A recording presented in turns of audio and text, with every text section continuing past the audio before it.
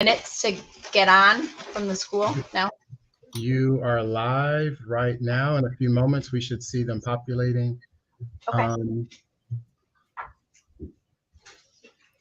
Again, they may not come in until 10:10.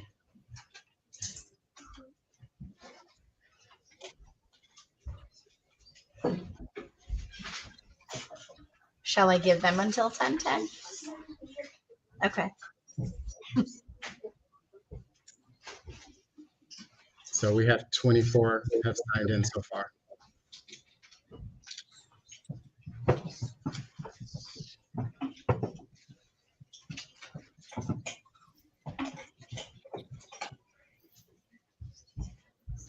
And Ms. Gainard, I'm going to remove myself at this point, but I can see and hear everything.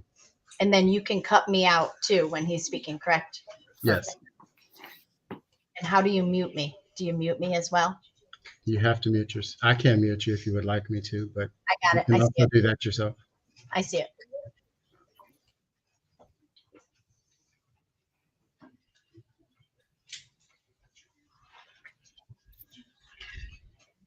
That's cool wallpaper.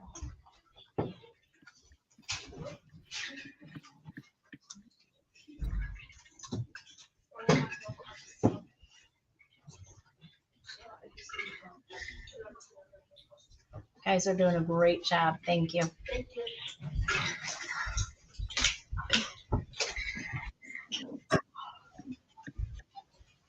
All right, Sedgwick, I think we have about one more minute.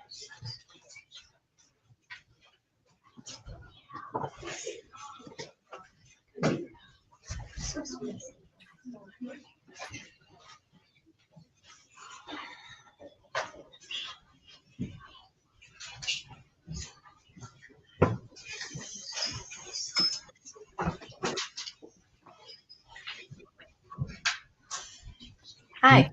Ms. Gainard, looks like our number went from 24 down to 8. So I'm not sure what happened. It's starting to populate again. Okay. So we'll give it another minute and see what happens. There's only 9 people logged in right now. Okay. Well, 9 classrooms probably. 9 classrooms. Yeah, yeah. And that's 6th and 7th grade, so that number should be higher.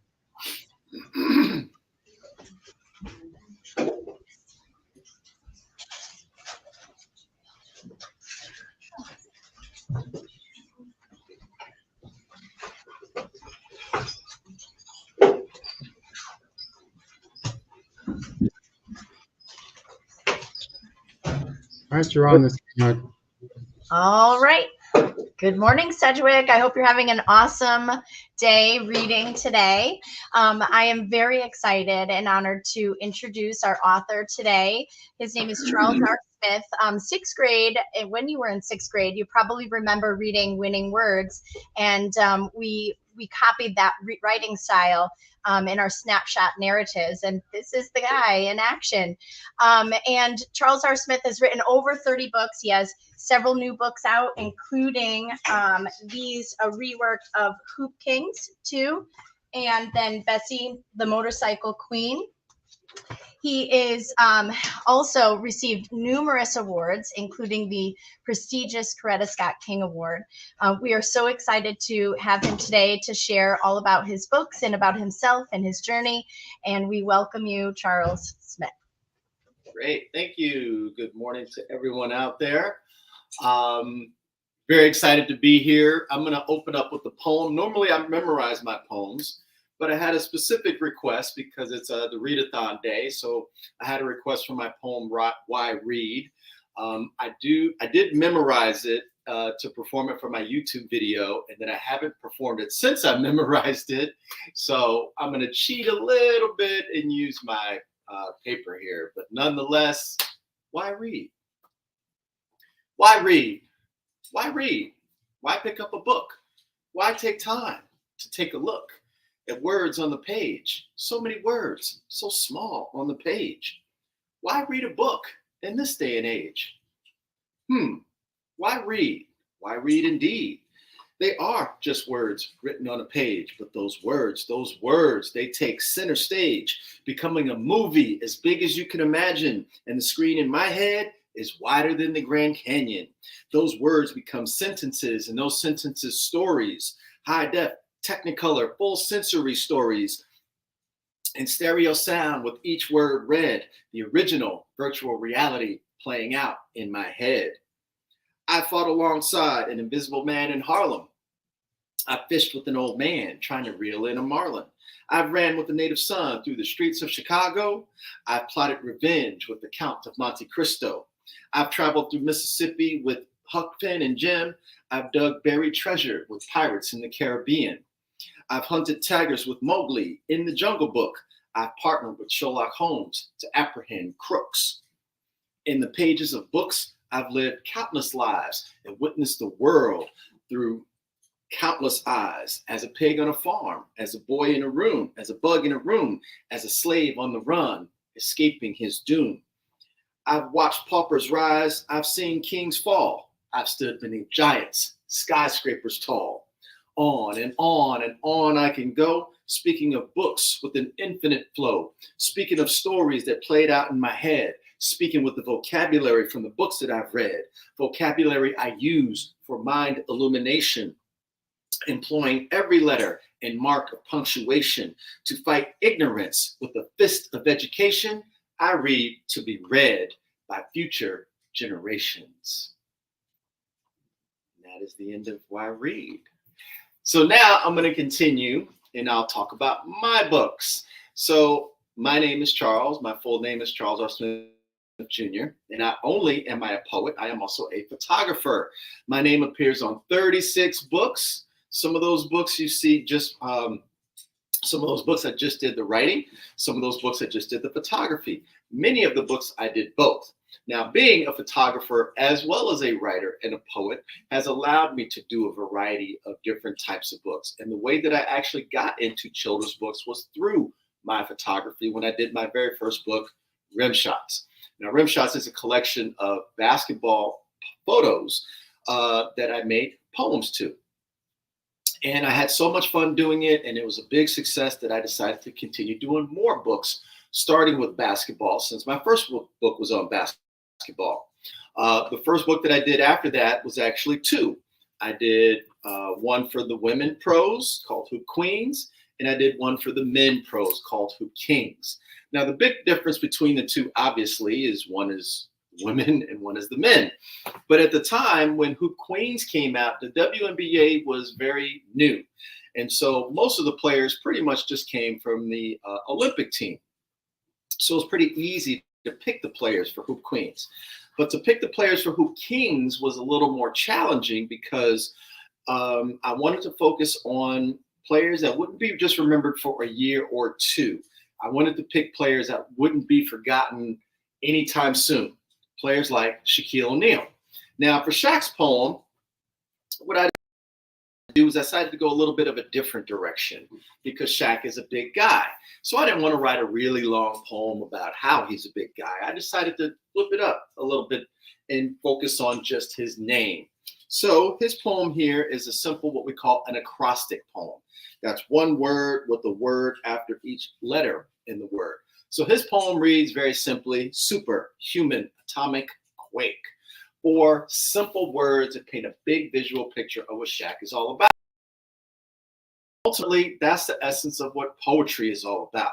Poetry is not about big words, fancy words, or even rhyming words. Poetry is simply about the right words. If it only takes you 4 words to say, then you did your job as a poet.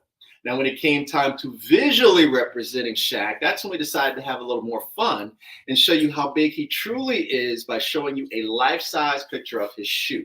Now, you already saw it in the book, but it's kind of hard to imagine how big it truly is. So I am 6 feet tall. I'm pretty strong. I'm not a big guy, but I'm pretty strong, broad shoulders and such. So you can see the book sits right in the center of my chest. And then when I open it, it goes across both of my shoulders, which is pretty wide. But then I open it to his full page. And not only does it cover both my shoulders and then some, it's a whole lot more. And the reason it's a whole lot more, why we had to add the whole extra page, is because of Shaq's shoe size, which is size 22. So I'll let you cheer and stew on that. And if you want to know how big that is, take a look at your own feet and just know that whatever your size is, Shaq's foot is probably likely double that. Now, one of the things that happened right after Hoop Kings came out, I actually got 2 questions. And the questions had nothing to do with who was in the book. The 2 questions were about who was not in the book. And specifically, where was LeBron James and where was Michael Jordan? Now, at the time the book came out, it came out right in between the 2, right after Michael Jordan had retired and right before LeBron came into the league. So even though I missed out on the window of having one or the other in the book, I knew and had hoped that in years later, I would finally be able to add new players. And years later, I was able to when I did Hoop Kings 2, one of my most recent books. Now, Hoop Kings 2 features 12 different NBA players, 12 of the hottest new stars. One of them was a little older, and Blake Griffin, and that's because when I started the book, he was at the top of his game. But if you want to see true Blake Griffin, just Google Blake Griffin Clippers. That's where he was the next Michael Jordan, basically. But there's 12 players in Hoop Kings 2, and they include Anthony Davis, Blake Griffin, Giannis Antetokounmpo, James Harden, Joel Embiid, Kevin Durant, Kyrie Irving, LeBron James, Luka Doncic, Paul George, Russell Westbrook, and Steph Curry. So Steph Curry is actually the poem that I'm going to do for you guys, and that one I do have memorized. So Steph Curry, I'm going to do his poem, and whenever I do my poems from my Kings and Queens series, I call it, because I have multiples, with multiples coming out, with my next book being Soccer Queens coming out in April, which I'll share a little bit from that from you. But whenever I write any of these poems, what I do is I watch lots of videos of them. And as I'm watching them, I just have my notepad with me. And anytime something jumps out, it makes me say something or it triggers something, then I write it down. And so when I was watching Steph Curry play, what stood out to me most about him was, the announcers had some nicknames that I had written down. He had some nicknames that people had called him. And so I was writing those down, and I was like, man, he's just got too many names. So I was like, aha, that's going to be his poem. So Steph Curry, too many names. Stepping on the court, representing number 30. Honoring his dad, the baby face Steph Curry. Human highlight every night. In a hurry, Steph Curry. Chameleon, changing up his game. Shooting, passing, scoring. 10 names. The chef, the technician, the maestro, the magician. The video game character with dead-eye precision. Slippery Steph with the ball going left. With the skip, with the shimmy, with the dip, with the hesitation to the finger roll flip. The whirling dervish, impervious to defenders, sending opponents home with buzzer-beating finishers. Warrior, with an eagle eye, lock in from long distance anytime, let it fly. With the flick of the wrist, touch, twine, point the sky. The chef cooking with the spice in his game, with the fire in his heart, with the ice in his veins, feeds crowds with a mouthful of too many names. I can't even hear you guys or anything, so I don't know if you're like, whoa, losing your mind or going crazy or just sitting there. So hopefully you're enjoying it. So that was Steph's poem. So basically, now that I have 2 Hoop Kings, I will also, after next year, have 2 Hoop Queens, because the next one will come out. But in between, there will be Soccer Queens. And so Soccer Queens features poems on 12 different players from the U.S. women's national team, because our women are the best in the world. Can't say that for the men, they're getting there, but I am currently working on World Soccer Kings. And so there will be an American included in there, but it's mostly international players like Ronaldo, Messi, Mbappe, among plenty of other ones. So I'm going to look at Soccer Queens and tell you some of the players. And then I'll just randomly choose one, because you will be the first school to ever hear me perform anything from Soccer Queens. So we have Abby Wambach, Alex Morgan, Brianna Scory, and Alyssa Naher, both goalies. Carly Lloyd, Kristen Press, Crystal Dunn, Julie Ertz, Kelly O'Hara, Megan Rapinoe, Rose Lavelle, Tobin Heath, Mia Hamm, and the 99ers. which was the team that effectively put the U.S. women's soccer team on the map. So I think I'm going to do Alex Morgan. Not only is she one of the most popular players, I remember writing that poem, and I remember it was a lot of fun. So Alex's poem is what I would call a superstar poem. And I always try to put a superstar poem in for for a certain player in each book. And a superstar poem just means it talks really about them and all of the things that they can do, not in a metaphorical way, but what they actually do. It's usually a high scorer, somebody that puts a lot of points on the board. She's a high scorer.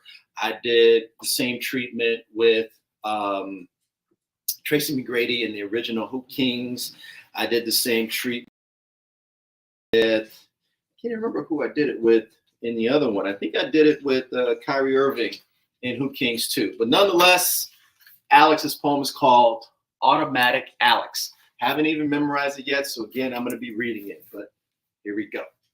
Football fans, clap your hands, stomp your feet in the stands, then turn your attention onto the pitch to witness the magic of Automatic Alex, the goal hunter on a scoring mission, sprinting, weaving as the toe tactician, disappearing behind defenders, reappearing as the magician, finishing with diabolical between the leg kick-ins. Lethal weapon, launching long-range rockets, lobbing overhead into the net goalie shockers. The air bender, around the shoulder sender, penalty kick, punching, game-winning dream ender, punching holes into the goal left, right, and center. Jump hugging teammate, tea sipping celebrator, Automatic Alex, mesmerizing spectators. Right, I can hear you. That's awesome. Now I know I'm not just speaking into the wind. So Soccer Queens, that will be out in April in time for the Women's World Cup to begin starting. And the men's book, World Soccer Kings, I'm literally working on it right now. That won't be out until the next World Cup, which is 3 years from now, 26. So if you guys are in 6th and 7th grade, you'll be in high school. And that's when you can look for it. Now, there's 3 things that I believe have made me a success, and I'll talk about them super quick because we only got a few more minutes. And that's developing the mind, the body, and the spirit. Now, I didn't really get to talk about it, but developing the mind is obviously reading.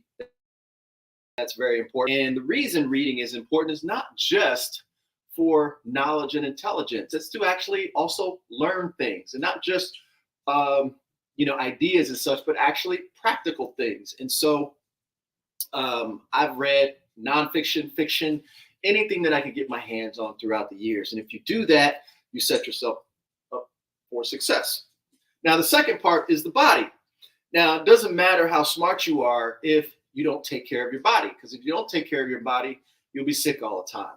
And so for me, I prioritize taking care of my body, and I've done it so much and challenged myself in such a way that I've been able to write books on people that have inspired me in relation to the body. So I love to train in boxing and mixed martial arts and karate. So in boxing in particular. So I've done 2 books on boxers, including a book on Muhammad Ali, as well as a book on Jack Johnson. Now, when it comes to the spirit, that's probably the trickier one of the 3 because they all connect together. But the spirit really focuses on what exactly motivates you and inspires you. And for me, there's a number of things that inspire me, but one of them is history, and this is Black History Month. And so that's how I'm actually going to end it, because our time has flown before my very eyes. So the book is 28 days. And at the end of the book, there is a poem. And the 29th day is the poem that I'm going to be sharing with you, because the 29th day is aimed at you, the reader. All of the other days are dedicated to somebody related to history. But in this case, I wanted to remind you, the reader, that you can make history at any point. And it's called today. What will today bring? What will today be? Will today be the day you add to history? Will your thoughts evolve science? Will your skill earn gold? Will your life story be one worth being told? Will your questions change? Will your words inspire others? Will your name be passed down by fathers and mothers? Will the fire in your spirit spark a revolution? Will your actions advance humanity's evolution? Will others follow you into battle to defend liberty? Today be the day you make history. Today is the day. Today is to be.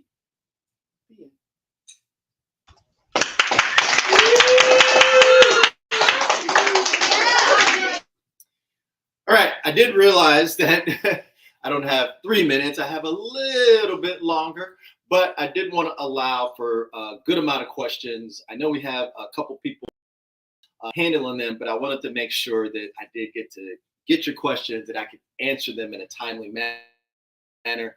So even if I had a chance to do more, I wouldn't necessarily do more. I'd rather focus on what you guys have to ask, because I love sharing my books with you. But I know you got some questions. So with that, we can begin the questions. Hi, I had a question for you. What would you say the biggest connection between poetry and photography is? I think the biggest connection between the two is that they both can tell stories. Both represent what you see in a different way. So obviously with writing, what you see, you can write it down with your words. And then with photography, what you see, you can obviously take a picture of it. The big difference is the point of view. It's a difference between the two, but it's also what ties them together to you as an individual. Meaning, when you write something, you're writing from your point of view. When you take a picture of something, you're writing from your point of view, or you're taking a picture from your point of view, meaning the way that you see the world. So those two things are very similar, but obviously they're different, because writing is expressing yourself through words and photography is expressing yourself through imagery. What projects would you say you're looking forward to in the future? Projects that I'm looking forward to now is I'm working on a novel.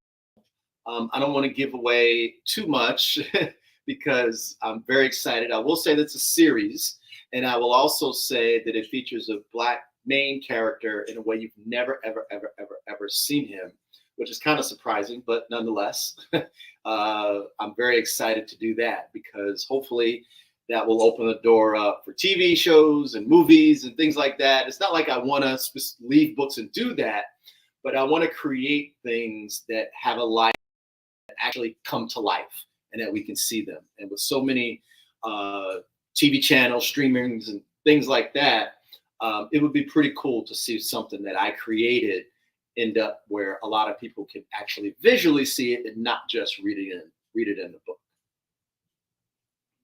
I know you described this before with watching and then writing down, but we were wondering what your writing process was like for novels especially.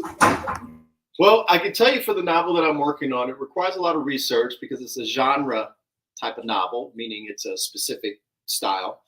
And so the genre, I have to learn a lot of details about it. I had a lot of interest in it when I was a kid, so it was really just about coming back to it. But ultimately, writing the novel the same way I write anything. I've written my poems. I focus on researching so that I can learn the best way to tell my story that I want to tell, whether it's a biography about Jimi Hendrix, or if it's a story involved in a novel that I make up. I want to focus on being able to tell the best story, learn as much information as I can so that I can impart some of that knowledge, because most of my books are nonfiction. And so in the novel, I want to use that knowledge to give the reader a little more information.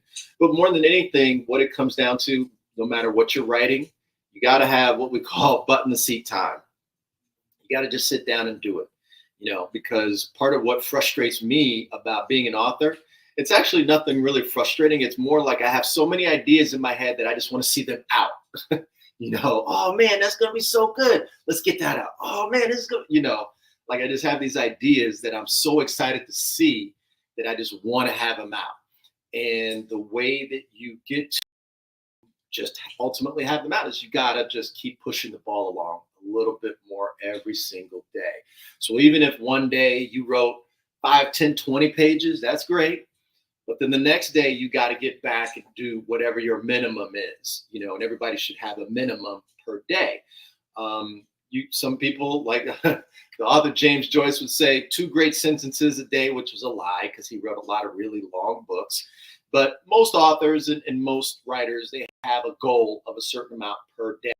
And if you can do that goal per day, hit your minimum, then you can't help but start seeing things come out as an author. Now, if you're just a young writer and you're doing things every day, you can't help but get better every day by just doing it constantly. Do you have any favorite books or authors? I do have lots of great books and authors. I'll tell you, actually, I got my little books right here that I've been reading. I won't give away the genre, but I will tell you one of the books that I did read, which I loved, understand why it won the award, was just Holes. I literally finished reading it yesterday. And I was like, wow, I want to learn how to write like that. That's somebody who really did it well. So normally I don't read books made specifically for children because I'm often researching. But one of the things that I started doing recently when I started working on this novel is I wanted to read more authors that write for kids because I wanted to see what works. What are the, I don't want to say the formula, but what is the secret sauce? What is, how are they doing what they're doing? And I got a better idea of that. But in general, like I just enjoyed reading that book, but in general, some of my favorite writers include,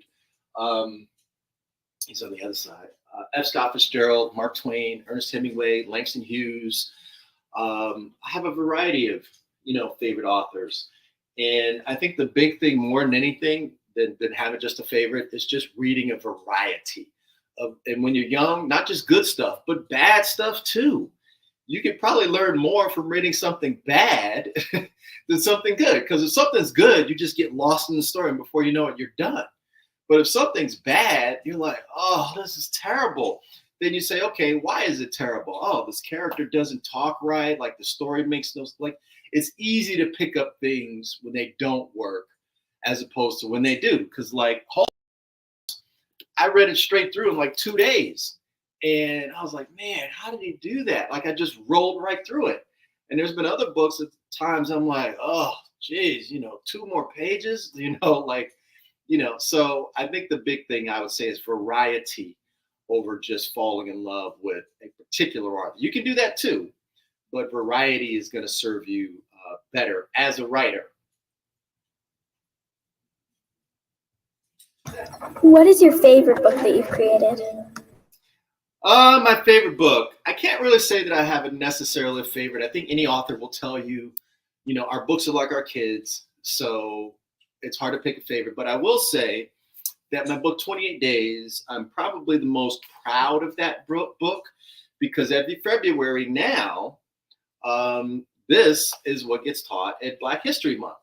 And when I was a kid, when I was your age, I was tired of Black History Month by the time I even got to like 3rd grade.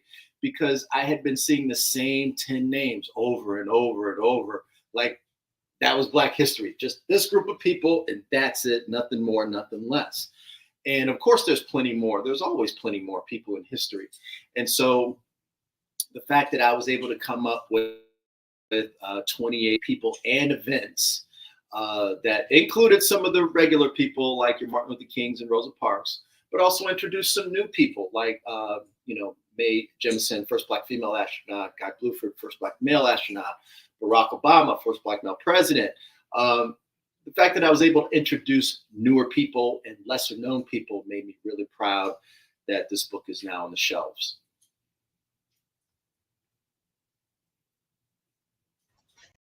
Thank you, Adelaide and Anna Pax. I think we have a couple more questions, if that's all right. I think we have about 4 minutes.